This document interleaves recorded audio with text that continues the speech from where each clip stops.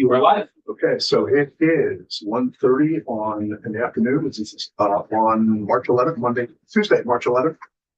This is the Senate Education Committee.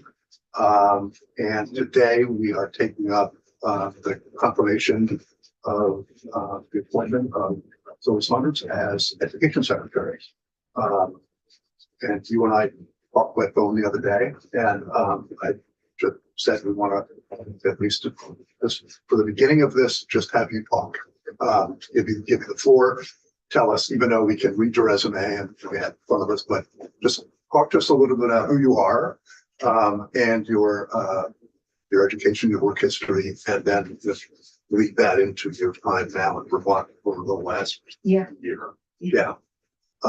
So floor is yours.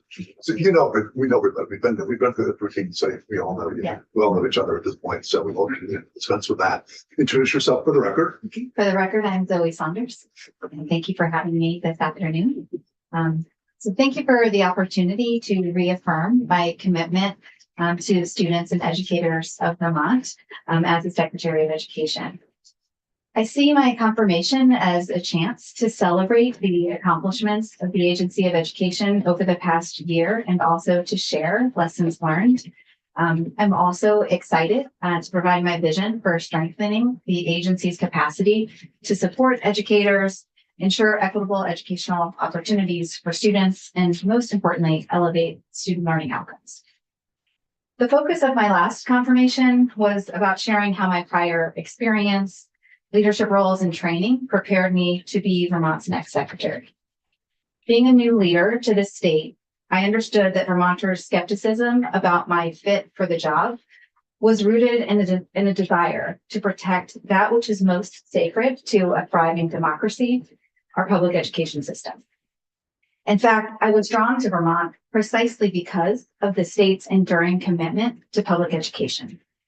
I continue to be inspired and humbled by the opportunity to serve in a state that cares so deeply about educating the next generation. A year later, I'm excited to sit before you to describe the work I have led as the Secretary of Education. As Secretary, I am responsible for leading an agency that provides leadership, oversight, and support of our state education system to ensure a substantially equal education for all Vermont students. I assumed the role at a particularly challenging time for education in Vermont, when state leaders were reckoning with problems of declining enrollment, unsustainable property tax hikes, declining academic performance, and a lack of trust in the agency I was about to take over. It takes a certain type of leader to take on those challenges, which I have done time and time again in my career. At the agency, the joke is that I run on purpose, optimism, and coffee. And this is true, particularly the coffee part, to push through the late evenings and also the early mornings. But in all seriousness, I want to describe who I am as a leader and why this job motivates me to get up every morning to do the hard work for Vermont students. As a leader, I value transparency, integrity, collaboration, accuracy, vision, and above all else, the drive to get the right work done, not just to check a box, but to make a difference for students. My approach to the job has been to study the issues, ask a lot of questions, and then more hard questions, as my team will attest to, until we come to a solution that addresses root causes and builds a sustainable and effective solution that we can measure. I continually challenge assumptions of what is possible and push my team to do whatever is needed now to deliver on our promise as an agency to students. I feel strongly that we don't have time to waste because students are depending on us. I believe that transparency and integrity are critical to effective leadership. Over the past year, I have done what I said I was going to do. I have listened, I have learned, I have led on the things that matter most to Vermonters. I've taken accountability for issues. I've implemented improvements to address long-standing challenges. I've strengthened the agency's capacity to support the field. I have remained steadfast in my commitment for continuous improvement. And despite all the noise and distractions, I have been resolute in my focus on showing up every day for Vermont students and educators. Early in my tenure, I diagnosed the needs and I established a framework to move the agency forward. I have led the agency around 4 key areas that have been long-standing areas of concern. Those areas are to first, improve the agency's support to the field. Second, improve data quality. Third, address compliance issues. And fourth, build a positive culture. Improving the agency's ability to support the field required me to first design and implement a comprehensive engagement strategy. I developed the Listen and Learn Tour to involve all agency staff in planning and to reflect on our learning throughout the process. The Listen and Learn Tour was organized in 3 phases. The first phase focused on data analysis and early planning with superintendent.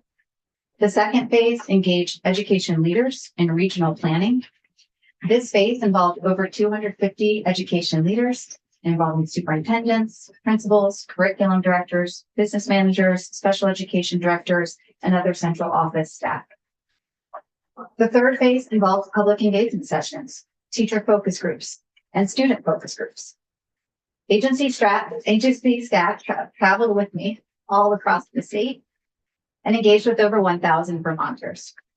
This process was critical for the agency to identify our priorities to better support the field. We identified the need to provide more support to promote literacy outcomes, expand college and career readiness, support the mental health needs of students, and expand the accuracy and accessibility of data. One of our first initiatives was to launch Read Vermont. Read Vermont is a comprehensive initiative designed to improve literacy outcomes for all students. Building upon Act 139, which this committee was instrumental in developing, Read Vermont aims to ensure every child can read by 3rd grade, while also supporting striving adolescent readers, preparing Vermont students for college or career. In the past, the agency and the field have struggled to implement legislative initiatives with rigor and fidelity. I saw Act 139 as an opportunity to strengthen our support and the ways that we measure success. The Agency of Education is committed to empowering educators and caregivers as they equip each student with the tools they need to be lifelong readers.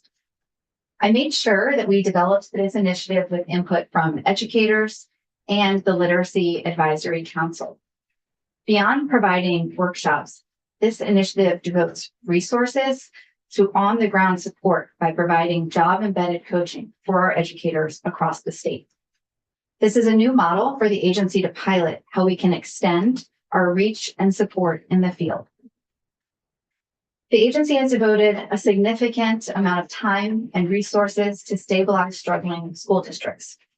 On my first day on the job, I became aware of a supervisory union that was struggling to deliver day-to-day operations, given significant central office vacancies and issues with payroll and contract management that impacted staffing and student learning.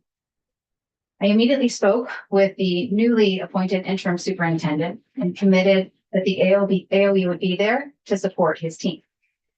His first response was, "Does the agency do that?" And I said, "Yes, now we do." I convened a cross-functional team, and within a week, we were on the ground to meet with staff, visit schools, and understand how we as an agency could help. The work resulted in productive coordination with the school board, leadership, and staff on the ground to address the issues. Through action planning, oversight, and support, we helped stabilize the district. I later learned that other districts were in a similarly challenging situation. I've worked with my leadership team to regularly review district needs and be more proactive in reaching out to support districts before a crisis situation emerges. The agency has also increased special education training, monitoring, and support. The agency has increased its training for special education directors, promoting greater understanding of the federal compliance issues we are accountable to fixing and sharing best practices across the state.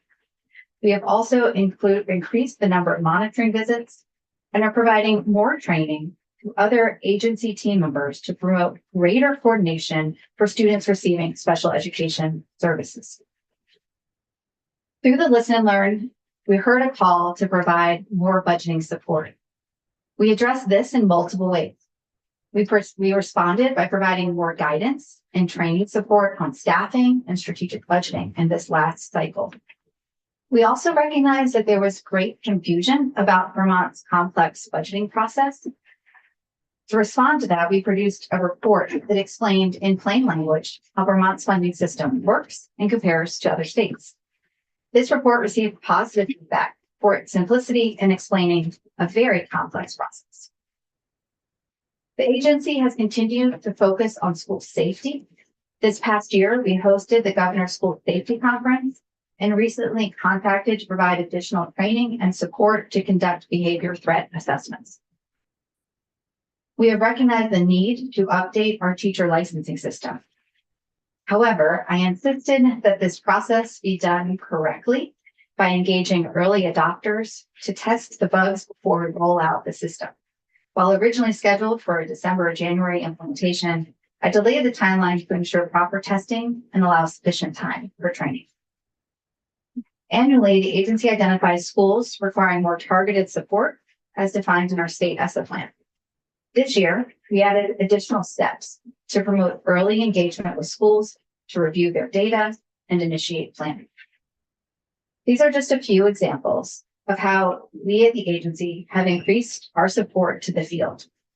Every week, I work with my leadership team to identify how we can better coordinate and align our efforts to maximize our impact. With each piece of work, the agency is building its capacity, its rigor, and its ability to support the field in a challenging moment. From the beginning, I said I would be data-driven in leading the agency and providing targeted support and recommendations. Quickly, I realized how challenging that was going to be in practice because of the significant data infrastructure challenges and coding inconsistencies across the district. That makes our progress even more inspiring, and we will continue to improve the timeliness, accuracy, and usability of our data. In August, the agency published the State Education Profile report. It was our first attempt to provide a data overview of academic and non-academic indicators. We learned that there were data errors and committed to a thorough, time-intensive data validation process with the field.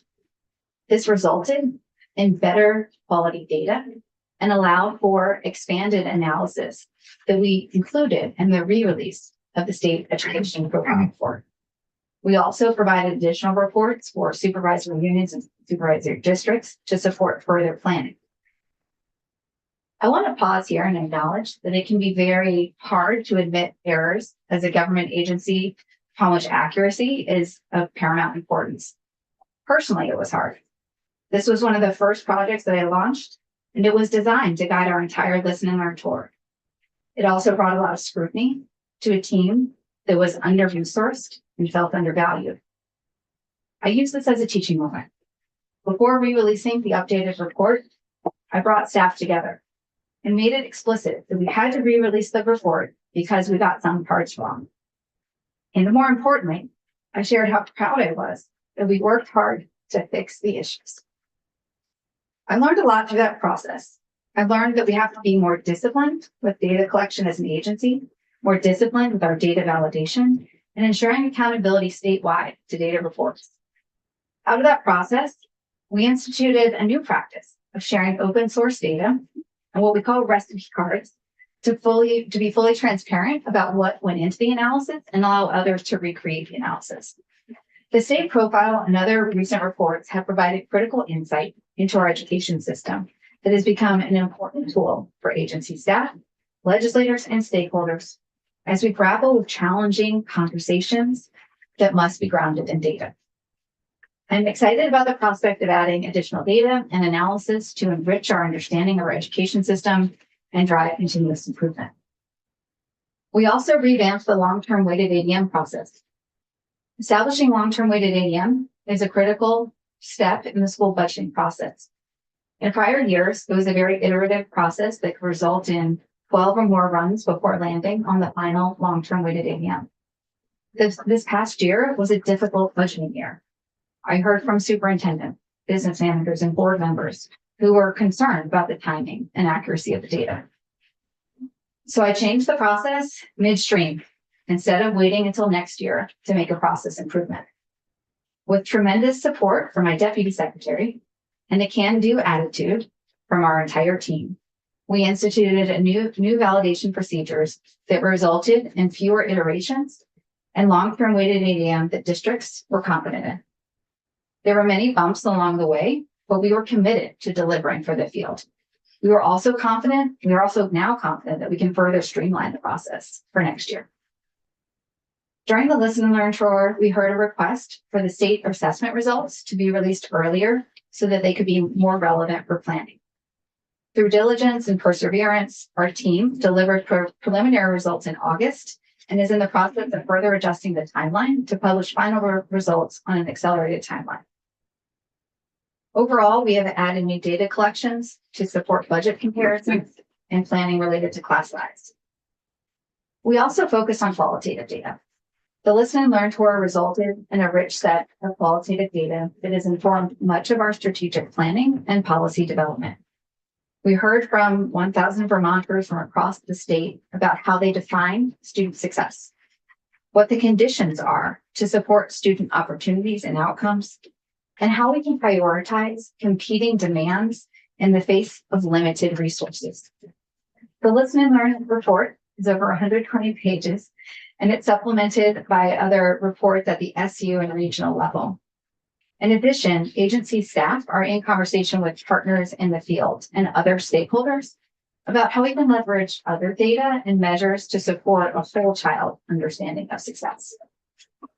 Improving data access, analytics, and reporting will continue to be a focus for me as we finalize the agency's strategic plan and evaluate our impact.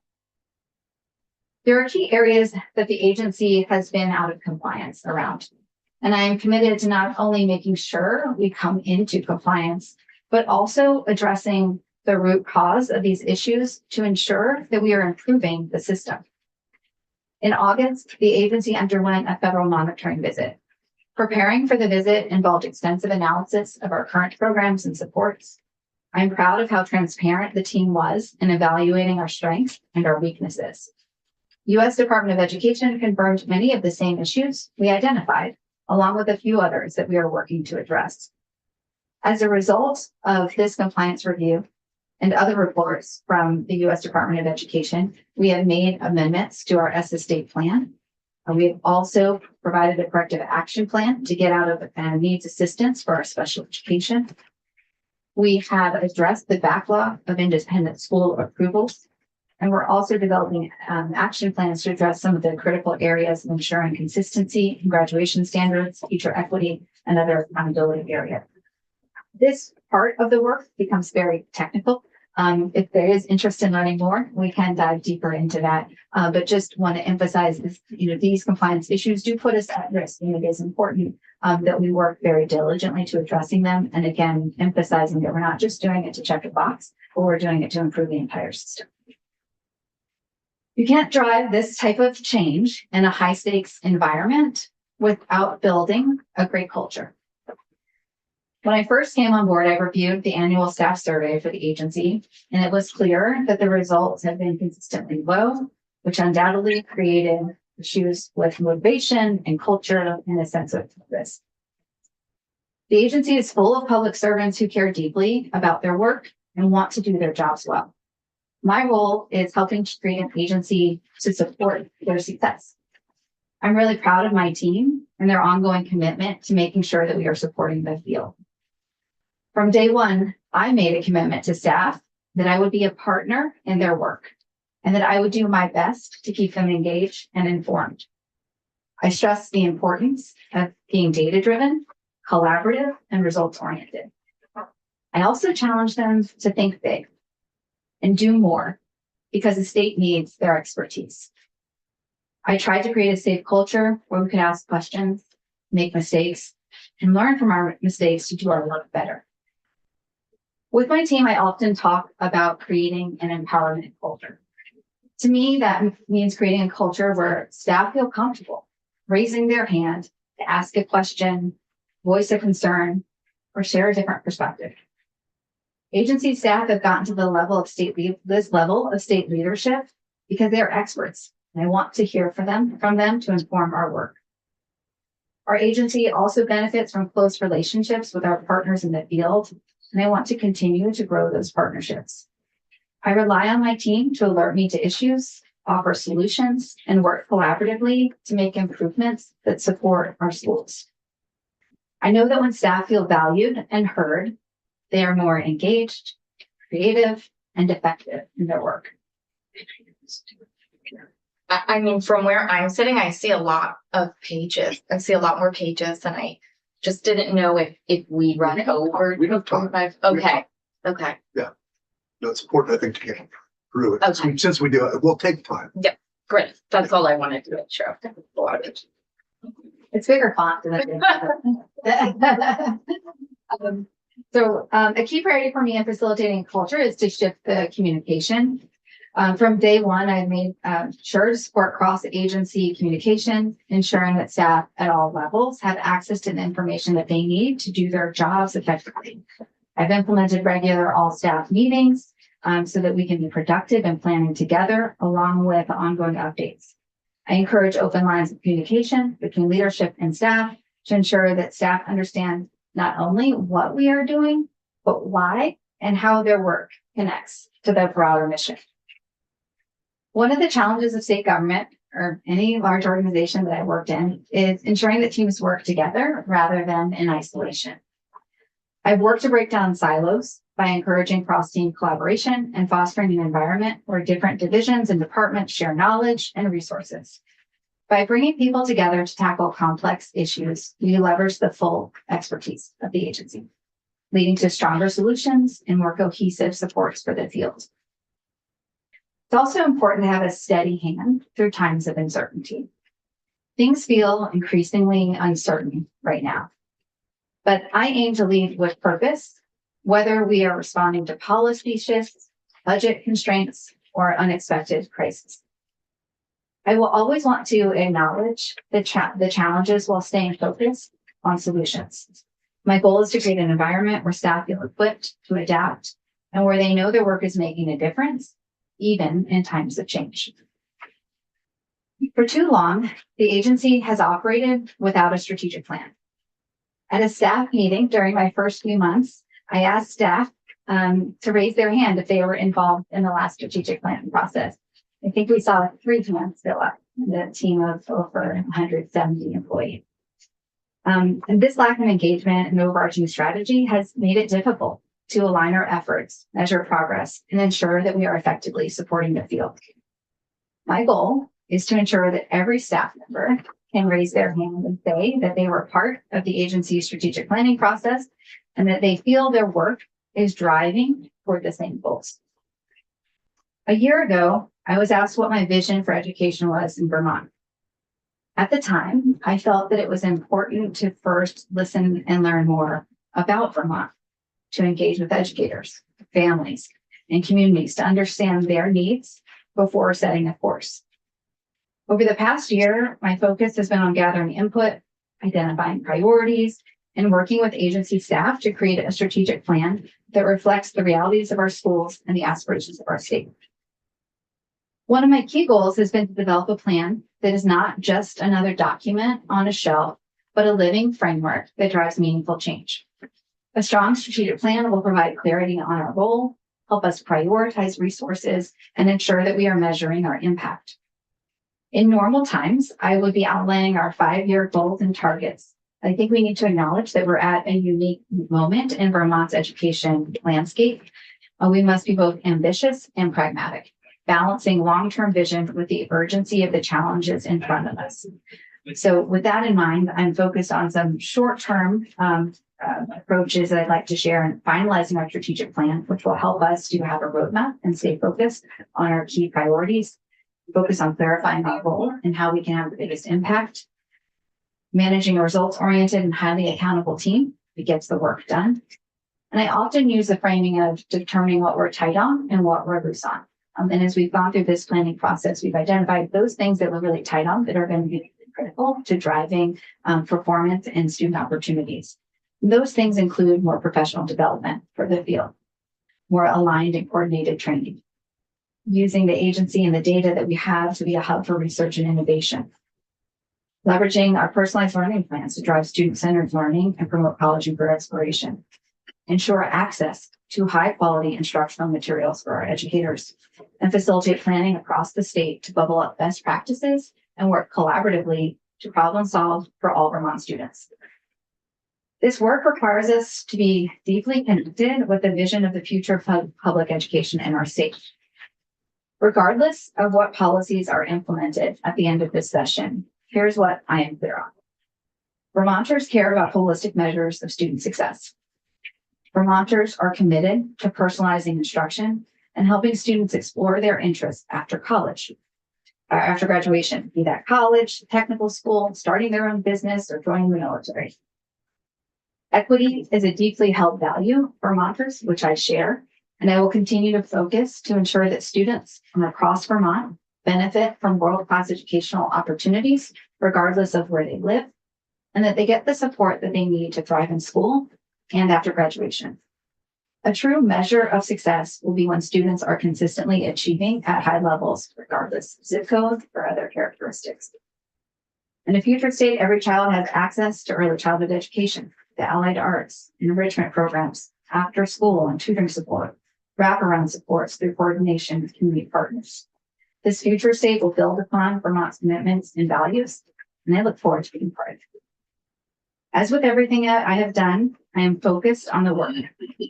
As an agency, we are very clear on our path forward. With a clear vision, aligned priorities, and a focus on results, we can better serve Vermont's educators, students, and communities, and I look forward to that opportunity to serve.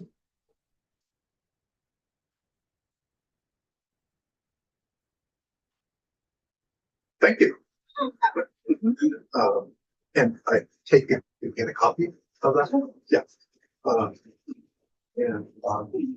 So questions from the committee? Let's start. I know people have some questions. I don't know who wants to go first. Somebody want to start? Hang back this time. Joel Launch, thank you for the testimony. It's a great pleasure to have your testimony for the committee. One of the topics which came up last year, but hasn't had a lot of traction over the past year is school construction. We identified the need. We don't necessarily have a grand solution yet, but I'm wondering what your thoughts are on school construction and sustainment of our facilities over the next 10, 20 years. School construction is definitely a major concern, and I've seen that in traveling across the state. We know that we have significant deferred maintenance issues. And I think there's also acknowledgement that there's not sufficient money to correct all of the building challenges that we have across the state. So as we've been working on a path forward, it's really thinking about this as a staged approach. And first identifying how we can really right size our system, and understanding then where we need to invest those dollars that will have the biggest impact. Certainly there is a question of funding that I look forward to having further conversations with the legislature around what that would look like. One of the things that we have been intentional about in terms of recommending a revised funding formula is to build in dollars to support ongoing maintenance so that we're not in such a challenging situation of having significant deferred maintenance. But I think we need to be strategic in that work. And making sure we can really maximize the investments that are made in the facilities across the state, and being intentional and planful around where those need to take place to best serve students and to maximize the resources and assets that we have available. Thank you. Yes. So I was in this committee when you first came in, and we got the opportunity to have a one-on-one with you. And I assume that she doesn't know what she's getting herself into. And what you've done here is you just recited the beginning of a good book.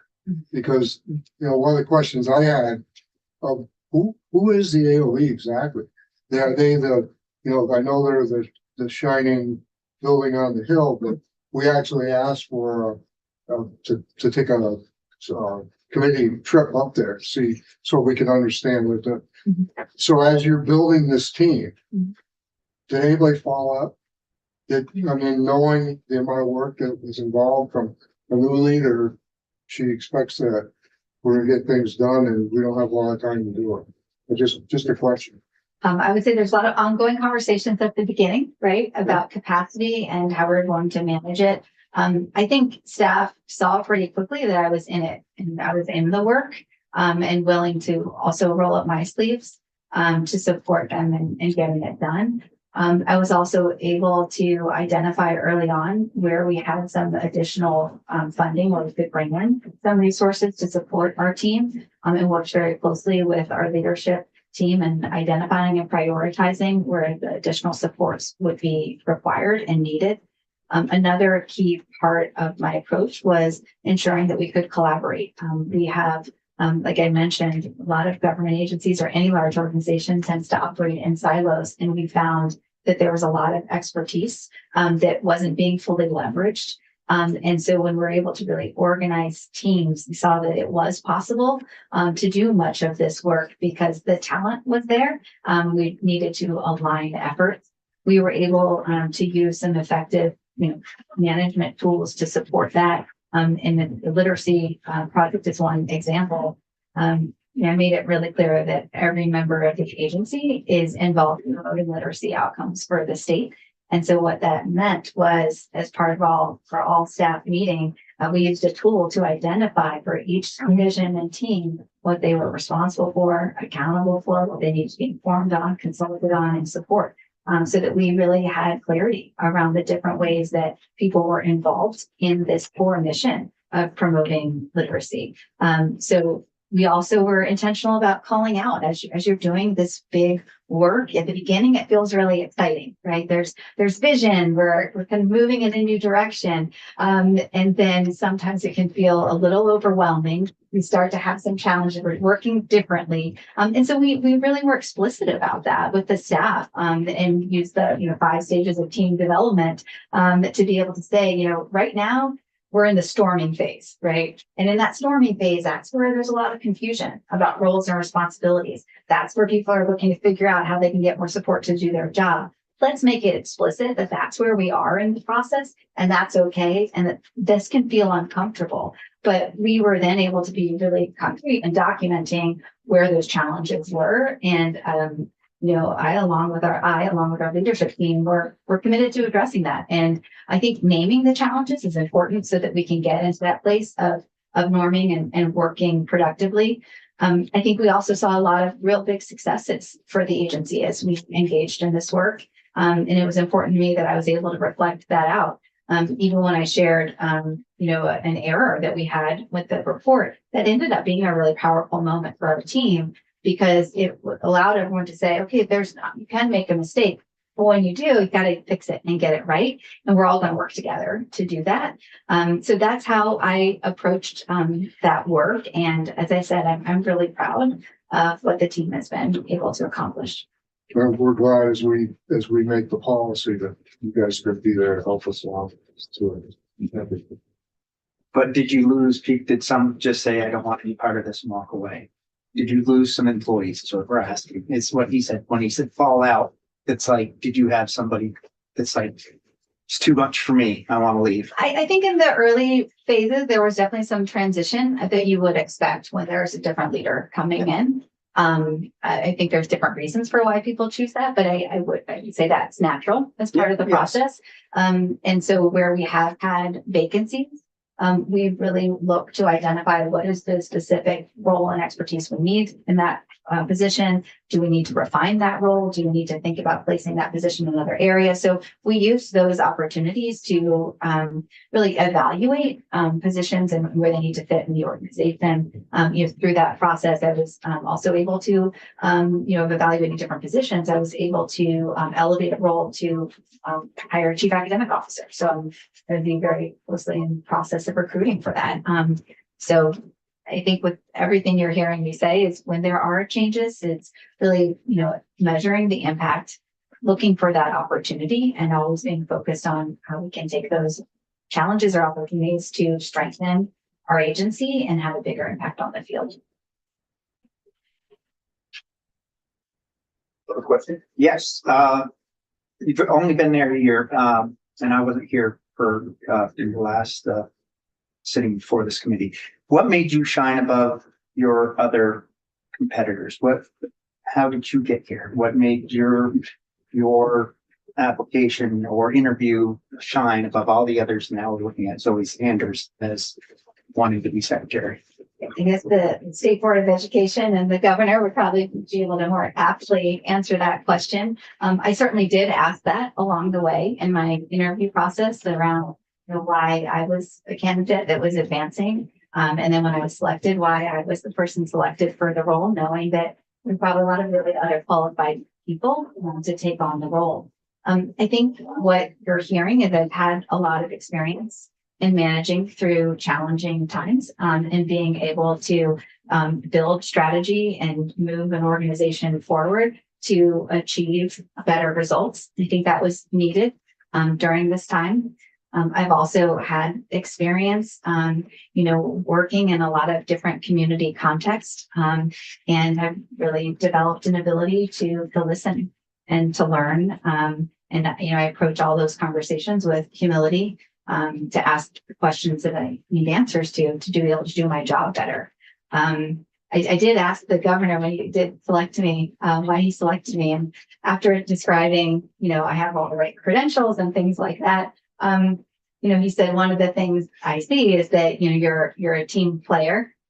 You don't have an ego. You don't seem to have an ego, and you're really coming with a fresh perspective and seem committed to really doing the work to make things better. And he might be able to expand on that. All right, well, thanks for coming back for round 2 of nominations. I don't like keeping anybody in suspense, so just saying that last year I voted no. This year I do plan on voting yes, unless something totally bonkers happens in the next 45 minutes. We'll But wrap this up soon. but I think there are a few things I wanted to highlight. From my perspective, when it comes to voting for these confirmations, it's not necessarily do I agree with whatever policies are coming out. I mean, I'm sure that there are policies from the commissioner of the Department of Public Safety that I disagree with, and there are some that I agree with. But I think that more so it's a focus on, is the person able to do the job? Do they communicate clearly? Do they have a background in this, and are they a leader for this? I'll say that, even after I voted no, you were still very helpful. You came to Windham County, you talked to constituents of mine, and yeah, it was very helpful. But with that being said, there are still some questions I have. But first, just one clarifying question. There was some conversation about federal compliance issues. Just a clarifying question first is, those issues, did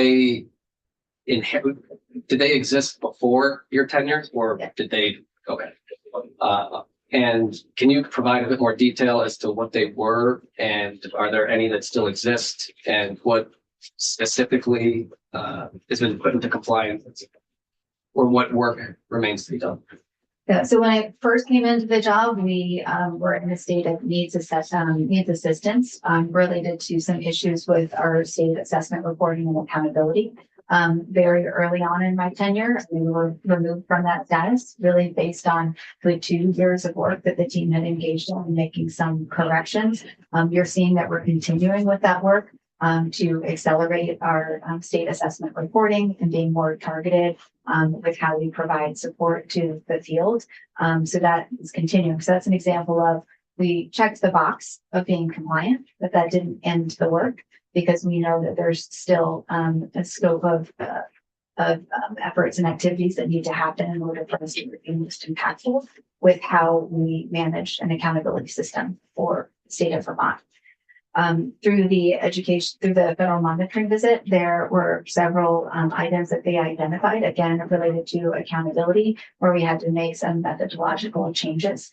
So I'll highlight two examples. One was that some of our schools were too small to be part of our accountability system. So the number of kids in the school prohibited them from being involved. That's a challenge when you think about the state being able to measure school quality consistently, and also for schools that are struggling, that inhibits their ability to get some additional funding support. So we were able to work with the team to change the methodology so that those smaller schools are no part of a larger district and are kind of put within that accountability framework. And now, part of that fuller support. Another area that we identified, so annually we are required to identify those schools that require additional support. And we got feedback that we needed to improve our criteria for those schools to exit. And so we did that with the team and identifying some performance improvement indicators to verify that the schools were ready to move forward. So those are some of the issues around accountability with our accountability framework specifically. Related to special education, we are also in needs assistance.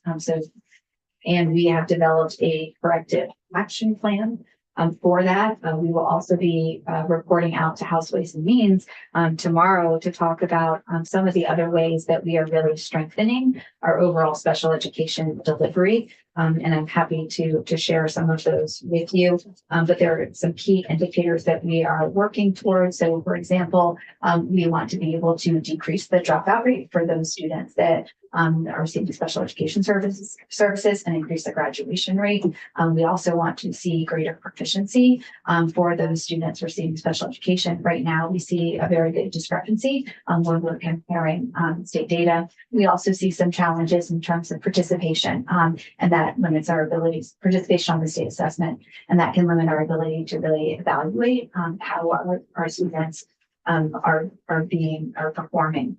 One of the things that we've identified specific to special ed is it really is a broader focus on ensuring that our general education teachers are getting the training and support to provide high quality instruction for students in their classroom in the least restrictive environment possible. So to that end, our team is really ramping up some additional training and support.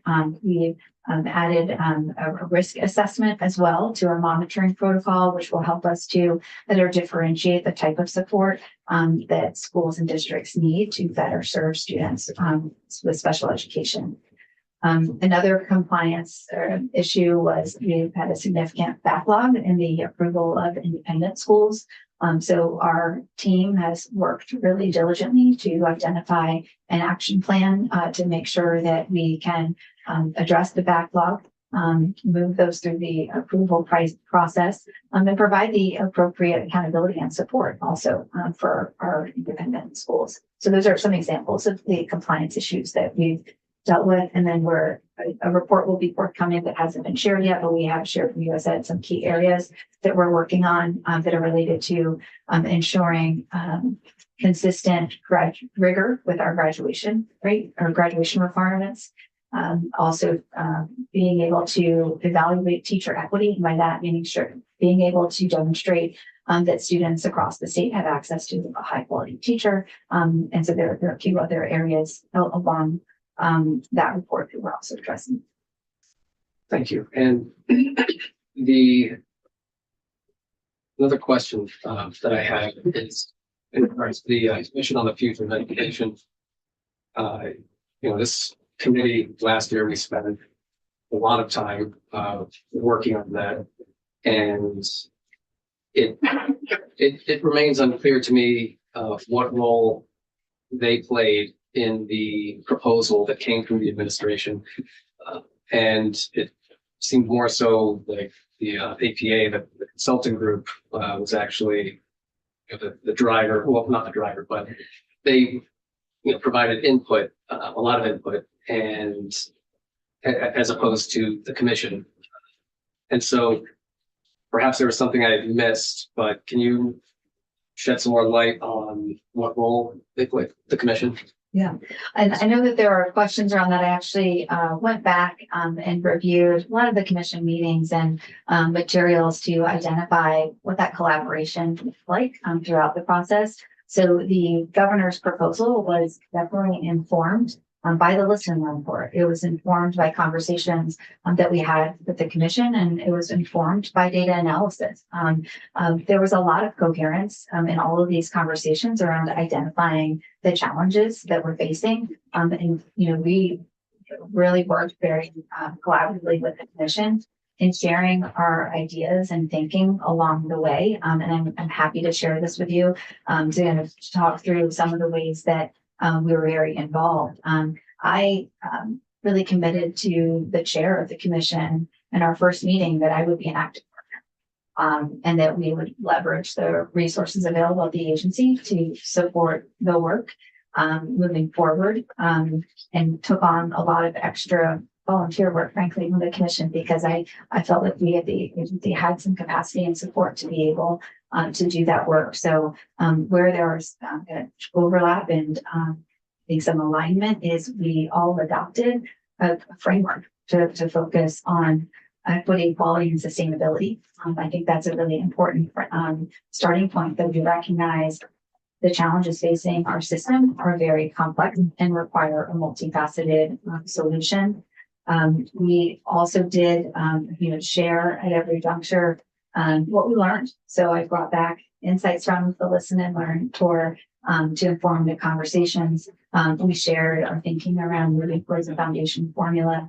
The conversations that we had were helpful to us as we thought about the ways that we might need to adjust that or, identify improvements to the approach. So just share that, it's part of the broader planning and input that surfaced to inform the governor's plan. But we were very active and being involved.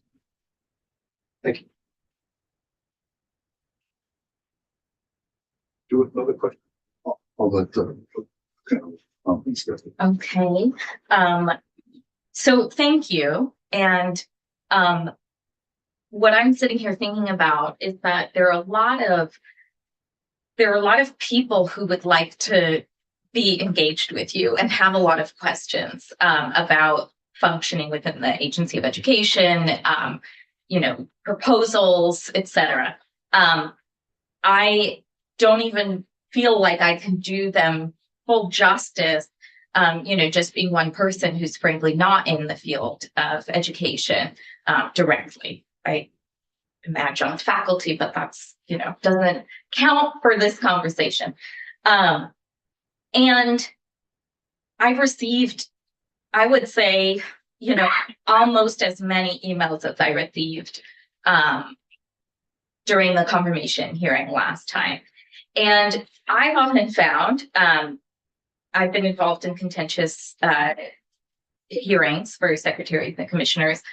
I've often found that reminders really pay attention when they have not had faith in someone, and they look for opportunities to find that faith, to see the improvement. And in fact, to get back to us and say, I just wanted to share a positive experience that I had, or, I wanted to commend this person who, against our judgments at first has been successful. I don't want to keep anyone in suspense. I struggled to find those kinds of comments going into this hearing. I heard from a lot of people in the field that they are extremely concerned about the functioning of the Agency of Education, its ability to address backlogs of approvals and mission mandates, legal mandates that they are being asked to fulfill, but at the same time haven't had the support and communication, and in some cases just approval that they would need to move forward and help kids. And so I think I have a series of questions, But I think my first one would be, what grade would you give yourself for the past year of service at the Agency of Education? And what grade do you think the field would give you? And why?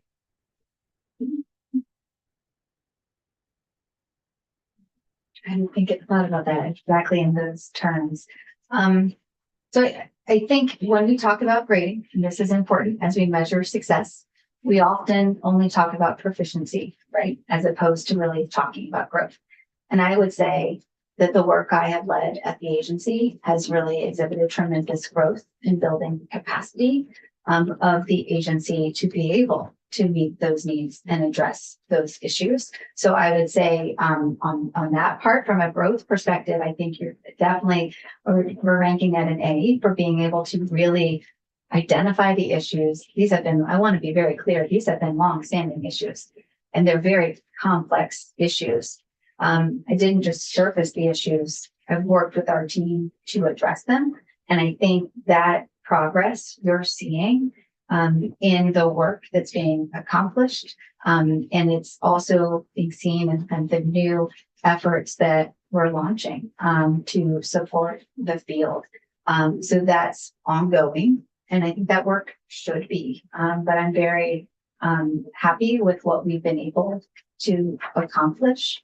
I think the field continues to need additional support. And that's the work that we're doing to realign the agency to deliver on that. I also think it's important to be systematic when we're evaluating impact. And so I would suggest that you take a broader view, right? It's not just who you talk with, but it's really measuring what have we accomplished. And I think I've been able to walk through today that the agency has accomplished a lot in a very short time in areas where the field has asked us to improve for many years. So from that perspective, I think we've set a really high standard and continue to do that. What I'd ask for in that regard, outside of this hearing, I don't want you to feel like you have to name names, but I think this is an important time to have a 360 review and include voices of those who you think do feel served by your leadership and feel you've created that capacity. And so I would ask you and your team to give me the name of 5 people, including superintendents and teachers, that feel in many ways like those problems have been addressed more fully in the last year, and that you have brought a different type of problem solving energy to those issues. And I ask many people who are watching, if you, between now and our vote on the floor, if you want to share a story of how AOE is functioning better, that would help us do our work, whether it's in relation to this hearing or otherwise. So would you be able to give me those 5 names after? So one thing I think we need to be careful, one thing about my leadership style that's really clear is I don't want to politicize our work. I understand that I have to operate in that political space, but I really work to protect our team in the field from having to be in that position. People have offered to write letters of support, and I've asked them not to. I don't think that that's appropriate. I think we need to be focused on the work. I think the results and the initiatives that we've been able to accomplish stand on their own. I have highlighted some really strong and compelling examples of that improvement, and can continue to expand on that. But I think that request puts people in an awkward position and puts them in a space that's very political, as opposed to focusing on how we collaborate together to get the work done. Okay. Next question. We've talked a lot about data, and I hadn't heard very much data in your prepared remarks, because you said data is right now hard to come by. I didn't say it was hard to come by. Uh-huh. I said we made very significant strides in doing data validation. That involved really extensive work with business managers and superintendents and others in the field to address longstanding inconsistencies with coding. So when you think about the complexity of our system and how many districts that we have, there always hasn't been uniformity in how we're coding things or reporting data. And so there was a lot of work to make sure that that information is being represented in a way that's consistent. So I want to be clear that we have made more data available than I think the agency produced or I've seen produced by the agency in my review. And I think that that is a very big asset to the legislature, to the field, and really understanding the current state and allowing us to identify areas where we can make improvements. If you'd like me, I'm happy to share the trends that we walk through, if that could be helpful. I think where I was going with that question that might be more helpful is, what are 3 metrics in the next year you hope to improve, and how will you protect those against a major focus on a consolidation plan, regardless of what shape that takes? How are you going to protect 3 outcomes related to student success and learning, and what would those be, and how will you improve them? Yeah. So improving literacy outcomes is a key focus. We've already launched Read Vermont and are really working on that sustainment strategy to see those improvements. When you look at our math results, we've historically performed pretty low compared to national averages. So we're in the process right now of developing a math initiative to support the improvement statewide for math outcomes. Do you have metrics that you're driving toward? Yeah, so that's the work that we're doing with the agency now. So we will be actually meeting as a team on our next LSAT meeting on March 19th to really look at that strategic planning framework. And the next phase of that process is setting measurable targets so that we can track our performance. Also, this is the time period where we need to make updates to our state ESSA plan, where we are setting 5-year targets. So that is work that will be established as part of that planning so that we're measurable and able to evaluate their impact. I do think equity is an important measure, and we need to look at that in terms of both inputs and outputs. So when we look at inputs around equity, there is Is that the 3rd metric that you're? Okay. So I would say that 3rd metric is kind of multi-part. When you're talking about equity in terms of inputs, that looks at spending. We know right now that we have great variability in people spending across the state. We also have variability in terms of input of access to programs. And then equity in terms of outcomes is really addressing the gaps that we're seeing. And we look at the data, but there's a 30% gap when we're comparing performance for our students with special education needs and poverty. And it's really imperative that we focus on those persistent learning gaps. And that's a measure of equity that we'll be able to see that we're successful. How much time would, percentage wise or in any other measure, would you say you will be devoting to those efforts as opposed to a larger consolidation plan? Yeah, so I think to protect? I think the out- nature of your question is really the amount of time devoted to policy versus devoted to driving performance. And I've been really clear with our team, regardless of what happens with policy, it is our core job to ensure that we're supporting high quality learning outcomes across the state. And so I have management tools that we're working on with our leadership team of really ensuring that these are those wildly important goals that we're making progress towards every week to ensure that they don't get sidelined by other crises or other needs that may emerge. So we're being really clear and tactical around advancing those so that they aren't sidelined by other priorities that might emerge. That's the whole part of making our strategic plan a living and breathing document and having accountability to those metrics. How many public schools in the state have you visited? Have you made a plan to try and visit all of them? I've been all over the state. I'm not prepared to give the exact number, but I can certainly share a schedule of where I've been. And that was really important to me coming into this role. that I spend a lot of time at schools in different parts of the state. And we did that through the Listen and Learn tour. I've done that also on my own and really enjoy those opportunities to be in the field. So I'm happy to share a schedule and to kind of share a map of where Zoe's been. That's kind of another joke at the agency is kind of where is Zoe today on the map of Vermont? Because I really have made that a priority to be engaged. One of the things we heard in our engagement with the field is really a desire for more involvement. When I first started visiting schools, principals reflected like, why are you here? The secretary doesn't usually come to visit.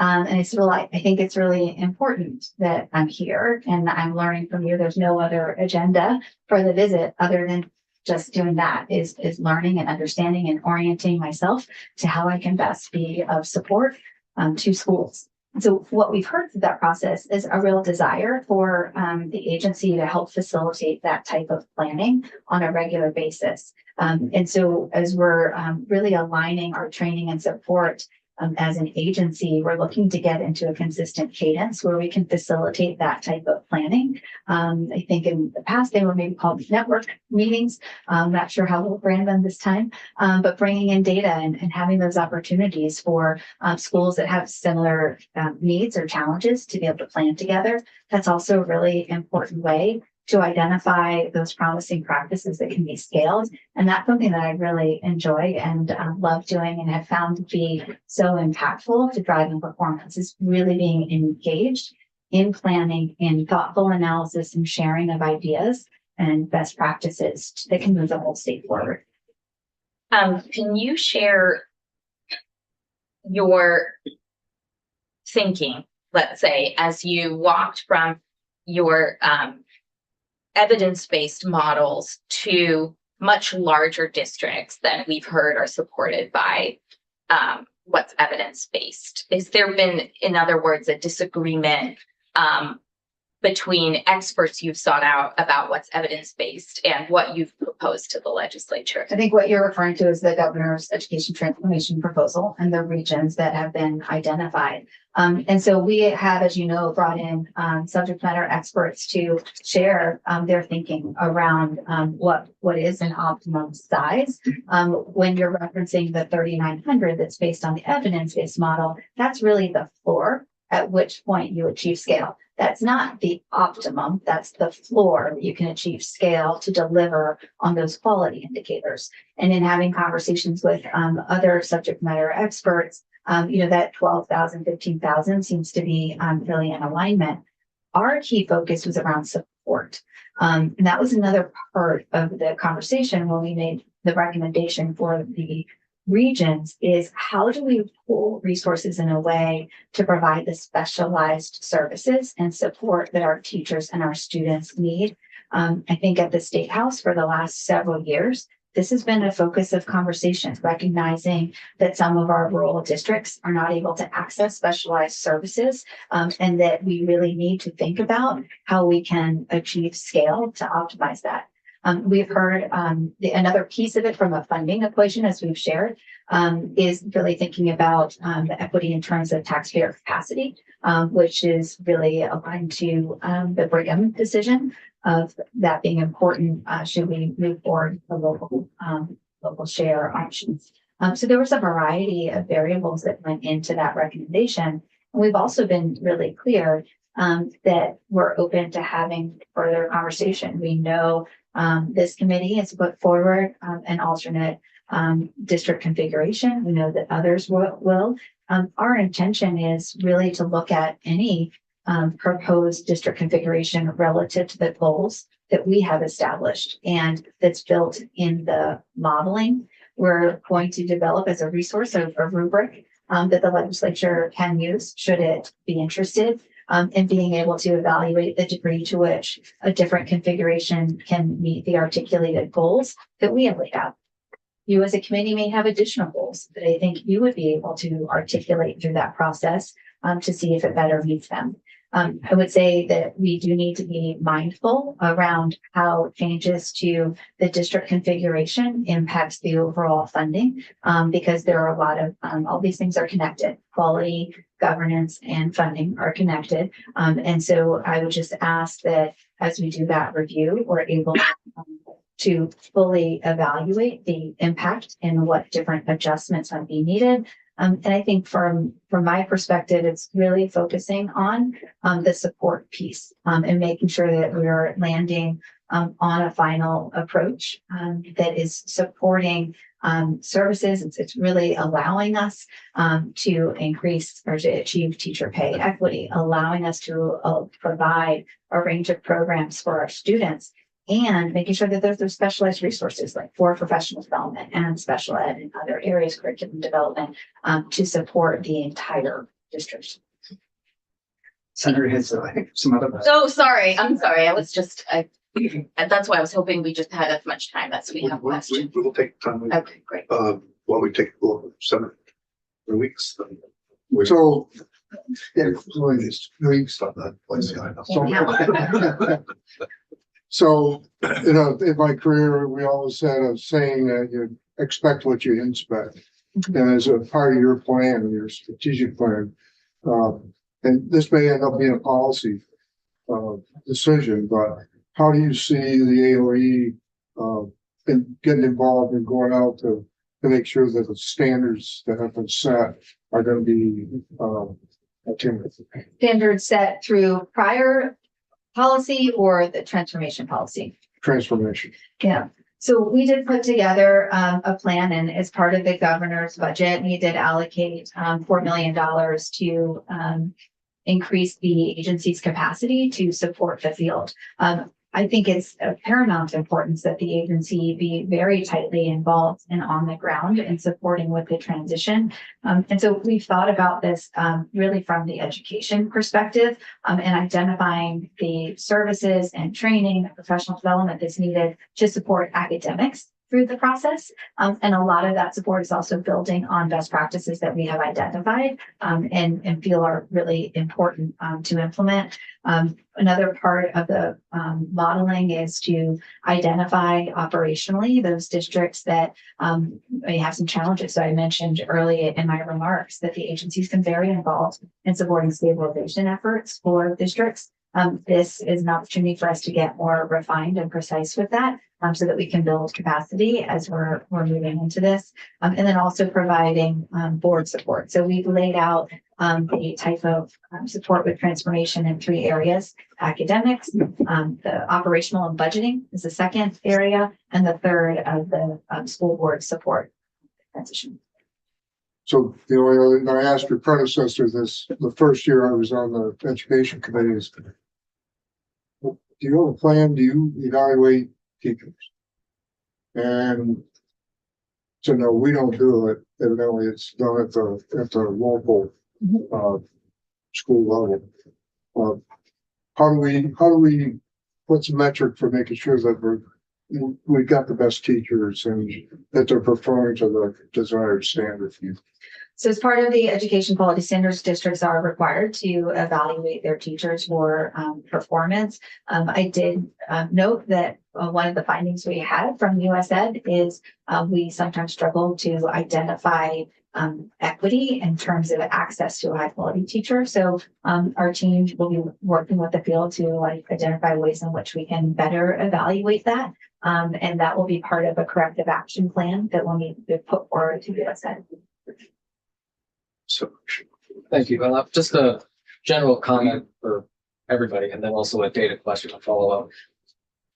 One thing that I've heard from constituents leading up to this is, the concern about the transformation proposal, the strategic plan, and concerns about consolidation, and that is generally cited as a reason that I should vote no.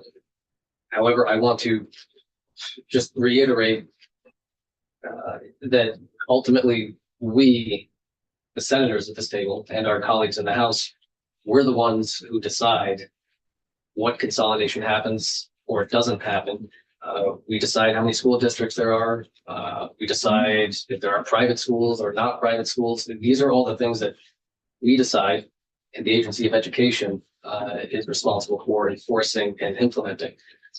And so it's, yeah, and with that being said, as we go through that arduous process, it is helpful to have somebody who is regularly here, who can articulate how our policies can be implemented, and stays in regular communication and is organized. And that's what I've seen over the last year, even in the conversations I've had with AOE over the summer. So that's just the general comment that I wanted to share. But somewhat unrelated to that, there was a mention about growth and within the AOE, I think it was, and the question is regarding vacancies in the agency. Do you have the numbers of how many employees were in the agency when you first started compared to how many employees are in there right now? I don't have that in my binder. You have a rough estimate? I don't want to give you different numbers. I'd have to go back. I will share that coming into the role, there were also vacancies as well, that I've been really actively recruiting to fill. So I do think that is a challenge that we face with state government in terms of vacancies. But I can give you that report, so you have that understanding. Thank you. Have you had generally success in recruiting for any of the vacancies?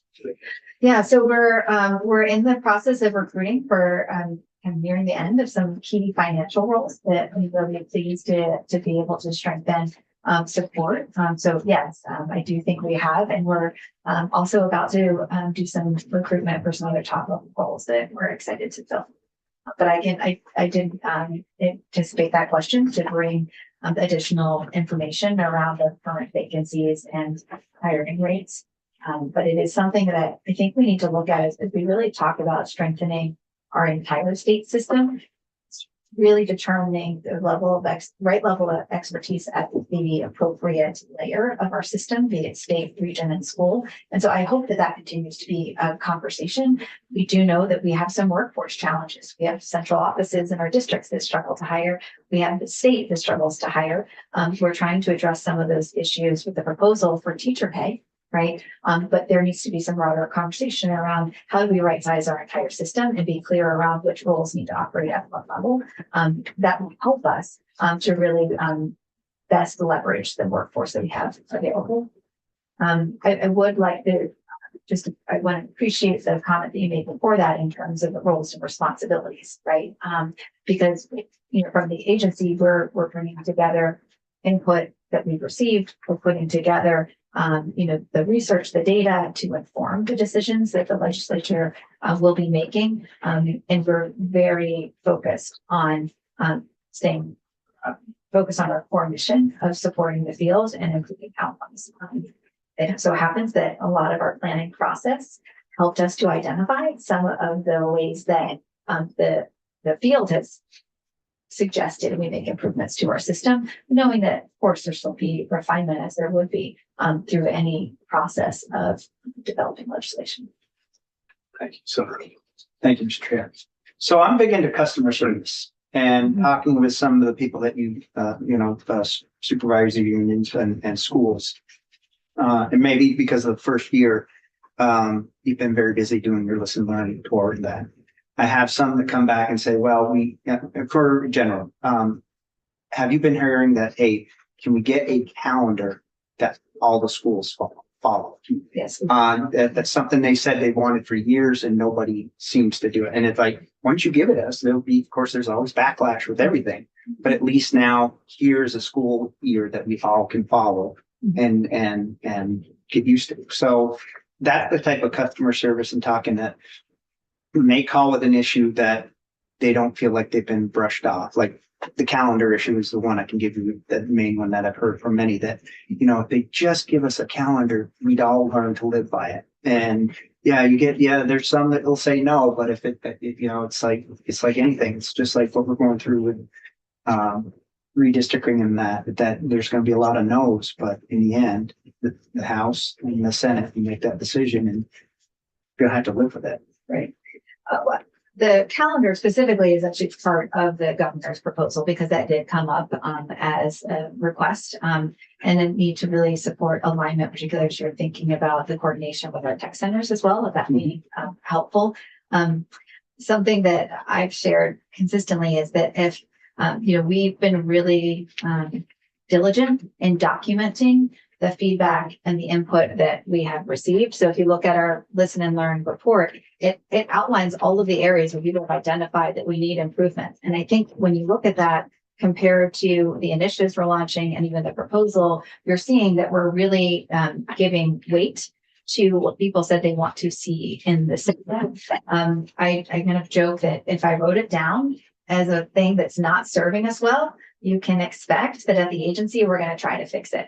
And so I think that mapping we've done that mapping. We've looked at, within our listen and learn report, what came out. We heard that our teachers were having to do so much more with less.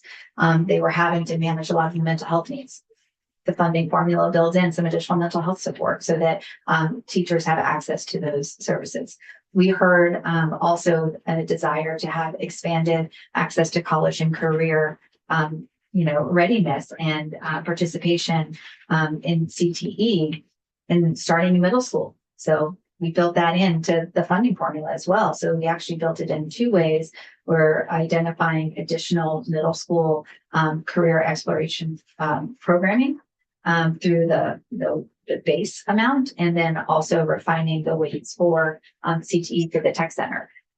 We heard a need to have equity, right? We heard that really consistently. We've had superintendents come together and share how challenging it is to pass budgets. And when we looked at the data and we analyzed spending, we saw that our highest needs districts tended to struggle the most to pass their budgets.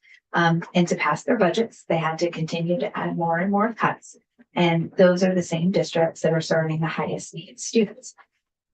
So in response, that's part of the intent of the foundation formula is regardless of where a child lives, whether they live in a rural community or a big town, that the state is guaranteeing resources, the same resources for those kids to have access to these well-rounded educational supports. The other thing we saw was that because of the way the budgeting process works, many of our higher needs communities are very reliant on federal dollars to be able to make up the difference and provide support for those students with higher needs. That's why we brought forward some of the most generous weights in the country to the governor's proposal to make sure that we're not only starting with a generous base, but a generous weight to differentiate by need and ensuring that kids have those resources. We heard the need too for the community schools being a really important approach to addressing chronic absenteeism and connecting students with needs. And so as we looked at it as defining the foundation formula and the base amount, we're really intentional to identify how you might be able to fund a community schools coordinator with that. So I would just encourage the committee to look at everything we've documented. We've documented what we've heard was important. We've built it in to the proposal. And we also recognize that regardless of what policy happens, it's our responsibility as an agency to provide that direct support. So that's why we've launched some additional initiatives now to help the field in achieving those goals. I would say that we were very transparent in the report of identifying where the agency has fallen short. And that was intentional because we wanted to reflect back what we heard. And then again, as I think you're hearing a similar theme, we're going to fix it. And that's what we're doing as an agency. I think that you'll really be seeing that more and more as we're rolling out some additional initiatives to address those needs. But I hear you and I take that very seriously to document the needs of the field and be proactive in it. Thank you. So, Yeah, I have a few questions about consultants. How much has AOE spent in the last year on consultants? Have those gone out to bid? And would you say consultants are involved in anything ongoing versus very discrete projects? And my last question is geared toward understanding how we build the capacity of AOE rather than spend money on outside consultants. Yeah, absolutely. So we know that there is an active request that we are processing to identify the consultants that we use across the agency. And in fact, as part of my budgeting process, I was really clear that for each contract that we work on, we need to measure if that is an effective use of government dollars. And that is a shift to making sure that there's a high return on investment with how we are utilizing consultant work. And that really runs the gamut across multiple divisions. So I know we're actively working to submit that request for you. To that, Yep. if we could use the proposals we received in the education transformation plan as an example, how would you measure the success of consultant contributions and involvement to that proposal? To the proposal or to the work of the agency? To the proposal, I did get the impression that there was a lot of consultant involvement in crafting the proposal that we received. Yes. So one of the things that I had advocated for the Commission on the Future of Public Education to hire a consultant that had education finance expertise. The Commission opted not to do that. And I felt it was really important that we bring on that expertise. So the agency did. And we did that so that we could move things forward and being concrete around how we could transform our education funding system in a way that would meet our statewide goals. So the work is really been designed to identify where we didn't have the capacity to provide that support or the expertise to informing the work. I would say that the way that I work with consultants is that staff is very much involved in that effort. It is really important to me that we're leveraging staff expertise in the work. And so they're really seen as part of the team to really drive our efforts forward. Mm-hmm.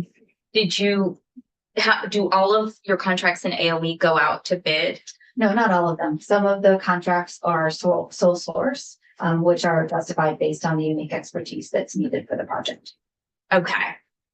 So there wouldn't be cost considerations necessarily in sole There's source. always cost considerations. Yes. So We are do always you have dealing a- with limited budgets do you have a rough figure on how much was spent in the last year? on consultants. Yes. So I want to be clear that there's consultant work that's happening across every division. For Mhm. example, we contract with UVM to do a lot of work in terms of our MTSS support. So I don't want to give you a figure today. I'm happy to do that. But I think the important piece of this is evaluating the impact and the return on investment of working with contractors and being intentional about building the capacity of the agency. There's been a lot of conversation around the capacity of the agency and questions around where we might need to expand staffing. I think it's really important that we do that through a strategic planning process, after which we really identified the key areas where we need additional support and realigning efforts. And some of the contract work that we do is more one time as opposed to ongoing training. But certainly we can provide those details. Okay. And are consultants involved in the 3 efforts that you named related to student outcomes?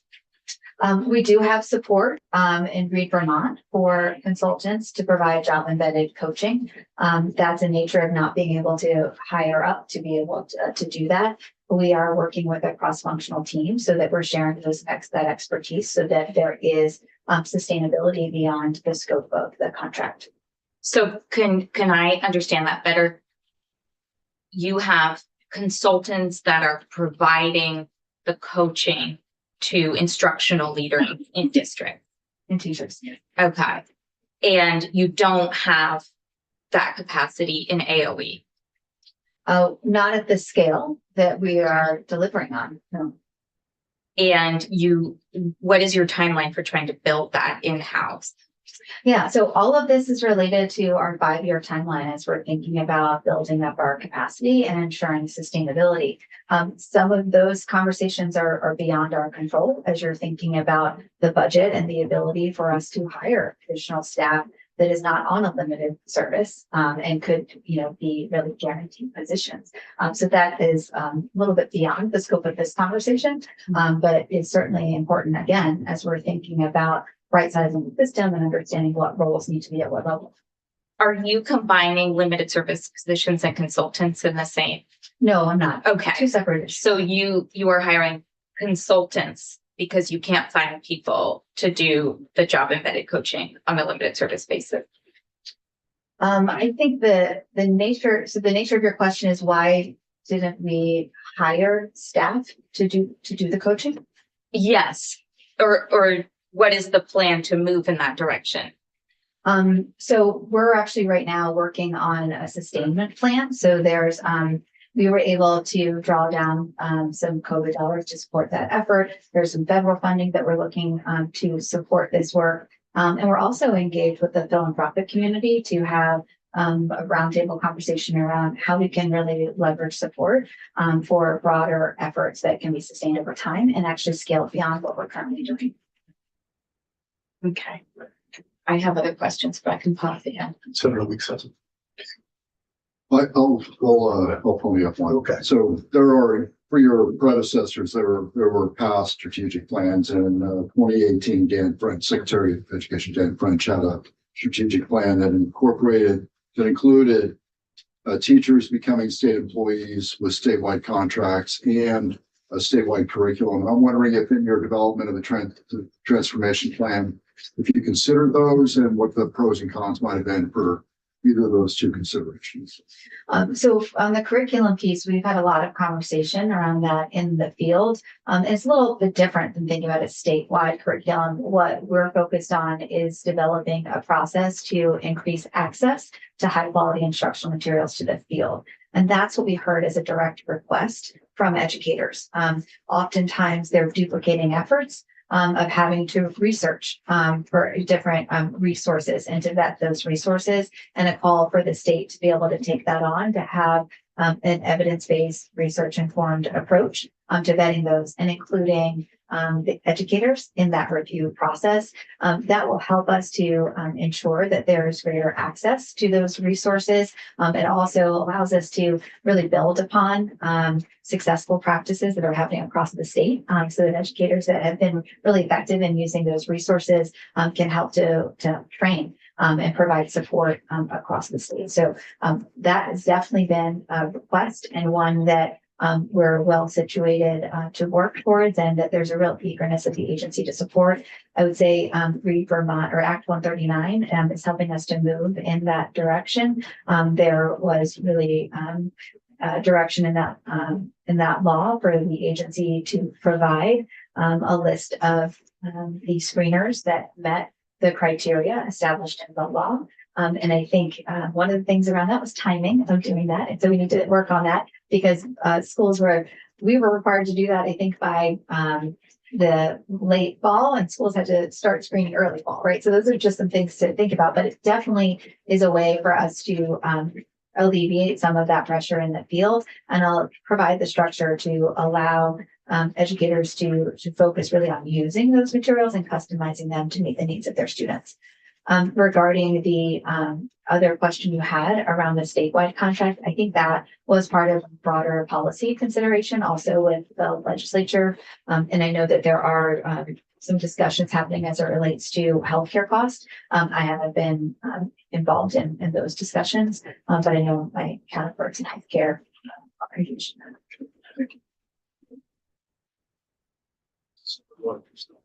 that.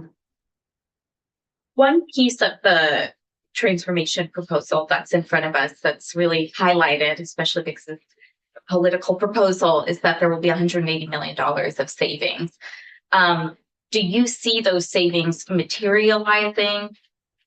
And how do those not represent cuts to districts that could be painful, particularly at a time when the federal government is creating a lot of uncertainty about future funding?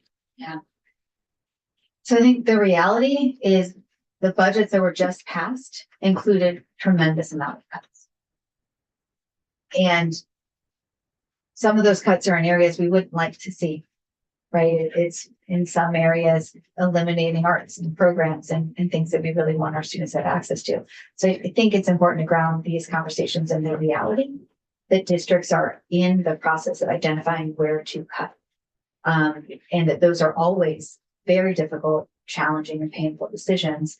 And part of what we're looking at in the proposal is how do we make sure that we're effectively resourcing the entire system to deliver on the full range of opportunities that we want students to have, right? So I think that's important framing. The other piece that we've indicated is the proposal does look at staffing differently. And it looks at, achieving that in scale and in time.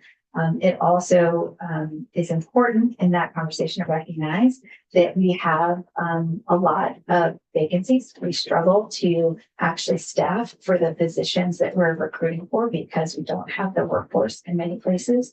And also we have an increasing number of teachers on provisional licenses. So the intent is really to think about how we can increase the likelihood to Senator Williams' point of every student having access to a high quality teacher, and that we can provide the appropriate training and support for them to get the tools and resources they need to be effective in the classroom, and that they get the support they need to stay in their jobs too. So if I could be just really specific to my last question. So I represent CBSD, right? A district of 3,600 students that's more or less at evidence-based scale. If anyone in the state is, they have the teacher-student ratios more or less that you have been proposing for the rest of the state. And the foundation formula that has been proposed in that would result in $180 million of savings would essentially be a 20% budget cut for them. These districts, CBSD, well, they've come in specifically into committee. Where would they get 20% savings in their budget that's evidence-based? Yeah, so we're actually be delivering some additional details around that this week or next. As you know, a couple of weeks ago, we provided some budget modeling for a prototypical district in the 5 model. And what we're working on now is actually analyzing that for each of the 5 districts, accounting for the differences in salary and differences in programming, so that we can do that side-by-side comparison and give you those details around what adjustments that would be made in that system. It is challenging to look at it as an apples to apples comparison because the way that the proposal is developed is to pool resources at a central office level as well. So some of the roles that may have been at school level might be at a district level. And so those are all the types of things that we would be looking at within the proposal. So we will provide more detail so you can have clarity around the different opportunities for budgeting. I think what we've been able to show, there's a lot of flexibility still within the system. So we proposed an evidence-based model because it's critical that the state can guarantee that there's available funding to provide a high quality education, but there's a lot of flexibility for districts to make different decisions based on their strategic priorities. So that all needs to be involved with community planning and input as they do their work. But we are certainly doing that detailed analysis so that there's a side-by-side comparison around what that looks like in terms of operations. And we're hoping really to build upon some of the effective operational models that we have in the state that we've seen to be effective. And just my final question on this particular thread, and then I just wanted to say something before we wrap up or whatever happens. When you talk about that 5 district model, do you see yourself modeling what effective budgeting and what evidence-based proposal would look like for the district of 32,000 students that covers 3 counties? And do you think that's evidence-based consolidation for that particular district? Yeah, so as I've said now multiple times, we will be modeling that to show the different ways in which you can budget at that scale and what you gain from that. We are committed to reviewing other models. I haven't heard you suggest is an alternative, but we're certainly open to looking at an An alternative alternative to what? to the 5 districts. Oh, but you said we do have those operating. So I guess my question is, why, if we are looking at alternatives, why is it important to you to continue to model the 5 district proposal? Do you think there's more evidence-based support for that model? So we've identified the goals that were developed. We didn't come to that by accident. And the point of finishing that out is just to show what's possible. And then I think it is very valuable to do a side by side. I think what I've continued to say is we need to be data driven. We heard a request to not just look at a prototypical district, but to actually see how that plays out when you account for the variability in staffing and programming across the district. I think it's our due diligence to be able to map that out. That same work would need to happen if another configuration is reviewed. So that's just part I think would be helpful for your planning. And should you have an alternate proposal, I think we'd be very interested in hearing that and sharing, as I mentioned, a rubric for kind of evaluating the degree to which that meets the goals we've established, or there might be different goals that you're identifying. So what I'm hearing is that in the coming couple of weeks, because we don't have all the time, you will be modeling where the $180 million of cuts would come from in those districts. So I want to be clear, we're not looking at this as cuts. We are looking at transforming how we deliver and operate education. As a state, there's different conversations that we need to have around how we do this that capitalizes on planned attrition, looks at turnover of vacancies that maybe have not been filled, right? So there's a way that we need to be strategic in doing this work. That's why we've laid out a 2-year ramp, open to your suggestions for how you might think about that differently. But what we're committed to is to providing the full amount of detail that we said we would as part of the planning process to inform any future considerations that the legislature has. So you have a basis of comparison. But ultimately, as Senator Steen mentioned, it's the role of legislature to work through these issues, and we are a very willing partner in bringing in information. So, I'll just sort of end my line of questioning by saying there are certainly senators who have not had an opportunity to meet you one-on-one in our caucus, at least, that would like the opportunity to do that before the hearing. So I hope your team is taking requests for one-on-one meetings. They have a lot of questions from their constituents and didn't realize that they could reach out for that kind of Of course, I personal would like engagement. to reach out for a meeting, and I'm happy to do that. I do want to acknowledge that there has been misinformation. So both spread about my work experience and spread about the current education transformation proposal. And I think it is responsible for all of us to focus on the facts and ground our conversations in the data and the information. There are probably areas where there isn't consensus, and there's areas where we need to have further considerations. But I think it's counterproductive, some of the misinformation that I have seen spread, frankly, from legislators recently on the proposal. And I don't see that as starting from a place of collaboration. But Can you share the most concerning example you have of that? I think I have addressed multiple times on the record the misconceptions around the transformation plan. I addressed those when we introduced the bill. I addressed those again at the press conference. I'm happy to provide written remarks. What's like your one biggest concern about misinformation? Well, I think there's a lot of misinformation. I want to be clear that this proposal does not focus on closing schools. It is clear that we are establishing a criteria by which the communities are involved in that process. I think there's a lot of misinformation around this being promoting the state as a voucher system. That is absolutely counter to what the proposal puts forward. I think there's questions around the actual funding formula. And I think those need to, we've heard, is it sufficient? Well, we need to understand what part of that is not being met, right? And so I've been really consistent around addressing, I think, the misconception, that the misinformation that's been put out there. But that doesn't mean that we're agreeing on it.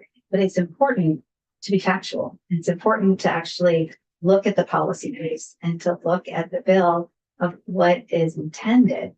That's going to help us to have a productive conversation. So I just hope that we can all commit to that, so that we can get to something really positive that's going to work for Vermont students. I will just say, I had asked before town meeting break for a visual timeline of when consolidation is anticipated to take place and when the foundation formula would be implemented. I didn't receive that. I don't know if it got lost, but that's the kind of thing that I think helps clear up misinformation and misconception. I just want to say, I was here for Act 46. There's about 20 of us out of 180 who were here for that. It was political, whether we liked it or not. We wanted to make good education decisions. We were focused similarly on student outcomes, and politics does get in the way of that, and it has unintended consequences. So we can't really escape the politics of education, given that it is the basis of a democratic, functioning civil society. And so I would just say, if you want to combat misinformation, we need the tools and the presence in our communities that's going to help us do that, because I am getting a lot of feedback that people want to have those conversations. And when you listen and learn, you go back to the community to make sure what you heard is correct. And I think that's where the concerns lie about both how AOE is functioning at this point, and how this particular transformation proposal has landed. That this all at some level does become political, and we are all trying to protect our kids from that and make sure we don't have unintended consequences of the politics of all of this on our kids. No, I commit to continuing to provide clear information. I consistently correct the record. I have been very diligent in documenting everything, because I know that emotions run high when you're talking about any change, and particularly something that's related to education.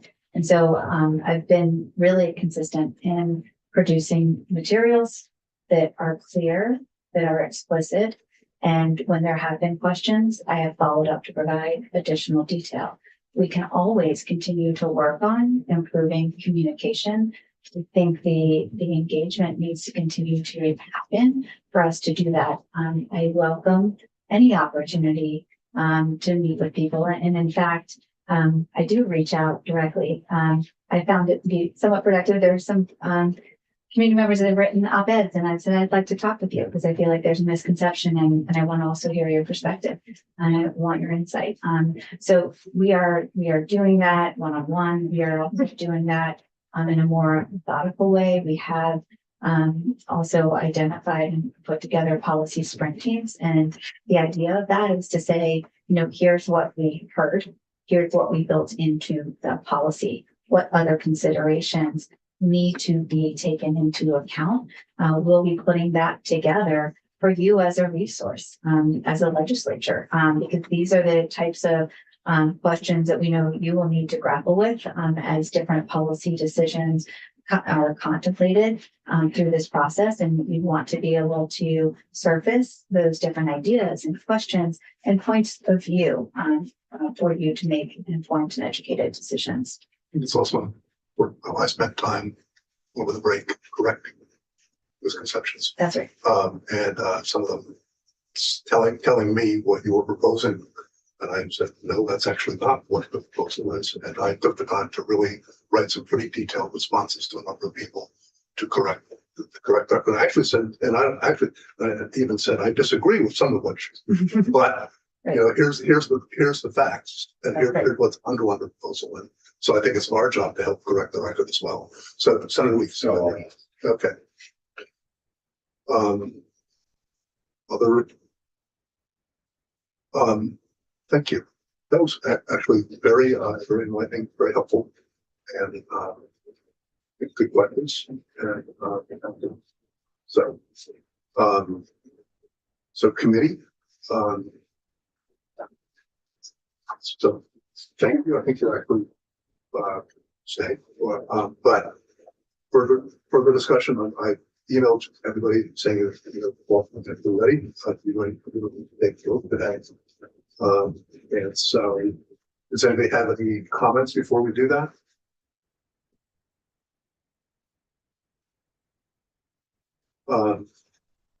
If so, are people ready? Vote. I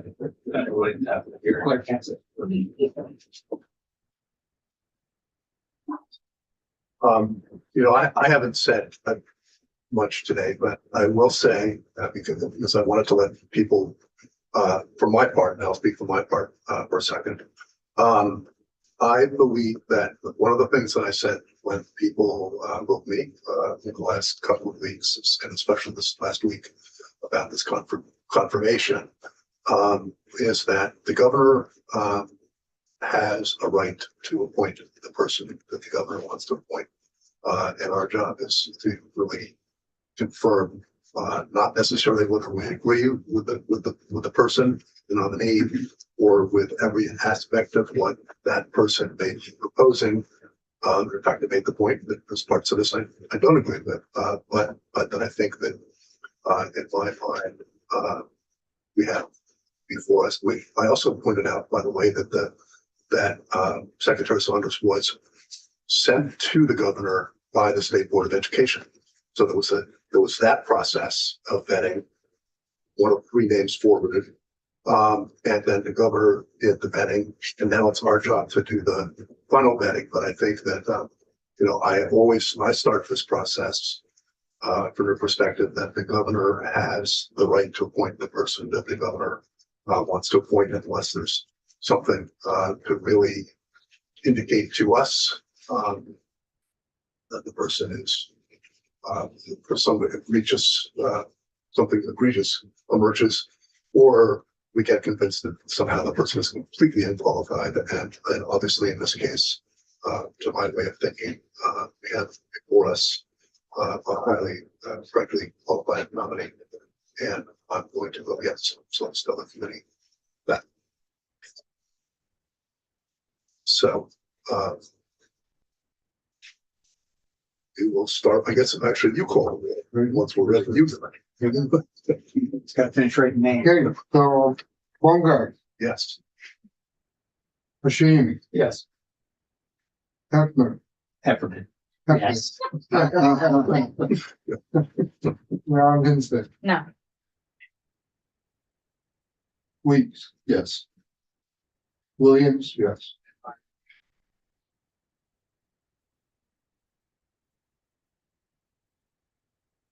Five, yes, 1 no.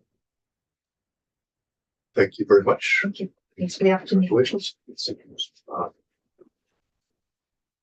We'll be seeing more of you Yeah. for long. So why don't we take, we have, we have somebody coming at 3:30. Thank you very much. Congratulations. And so why don't we take a break for 10 minutes, catch our breath.